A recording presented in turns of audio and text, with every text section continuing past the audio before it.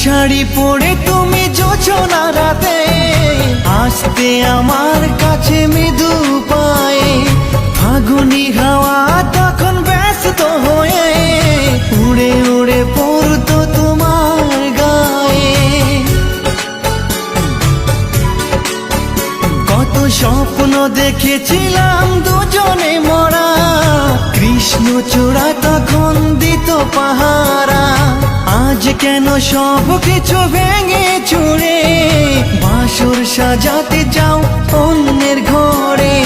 দুঃখ করি না আমি ওগো সাথী, সাজাতে পারিনি বলে বাসর রাতি। ভেবে নিব এটা নিষ্ঠুর নিয়তি, ভেবে নিব এটা নিষ্ঠুর নিয়তি। পুষ্পে ভরা